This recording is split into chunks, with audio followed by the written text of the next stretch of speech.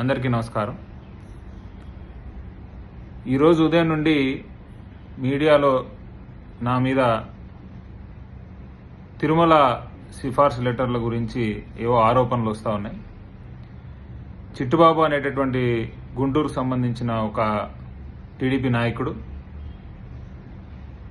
మరి వారికి సంబంధించిన వారి దగ్గర నేనేదో డబ్బులు తీసుకున్నానని చెప్పి మాట్లాడుతూ ఉన్నారు.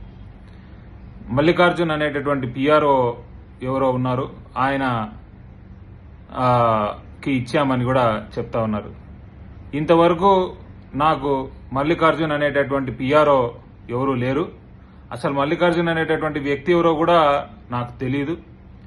రెండోది, ఆ భగవంతుడు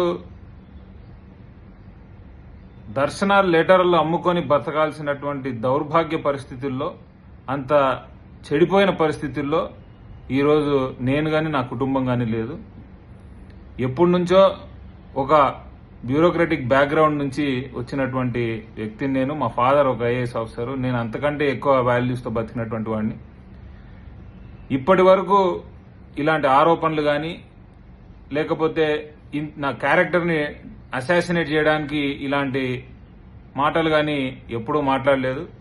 కేవలం కుప్పంలో చంద్రబాబు నాయుడు గారికి ధీటుగా నిలబడి పోటీ చేశామని, ఇంకా నిలబడి అక్కడ ఫైట్ చేస్తున్నామనే ఒకే ఒక కక్షతో ఈరోజు నన్ను, నా పేరును నాశనం చేయాలని చెప్పి ఇలాంటి అనవసరమైన రాజకీయ కేసులు, అనవసరమైన డిఫేమ్ చేయడానికి చేస్తా ఉన్నారు. ఖచ్చితంగా దీన్ని నేను ఎదుర్కొంటాను. భగవంతుని లెటర్లు కానీ ఇంకోటి కానీ అమ్ముకొని బ్రతకాల్సినటువంటి పరిస్థితి నాకు లేదు. అది ఎప్పటికీ కూడా రాదు. ఈ మల్లికార్జున్ ఎవరో, మరి వాళ్ళు ఆ రాసినటువంటి పేర్లు ఎవరెవరు అయితే ఉన్నాయో వాళ్ళందరూ ఎవరెవరో కూడా మేము కూడా కనుక్కోవడానికి ప్రయత్నం చేస్తా ఉన్నాము.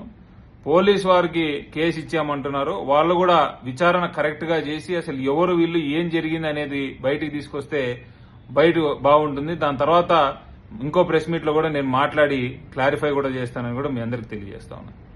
Thank you. Please subscribe .news.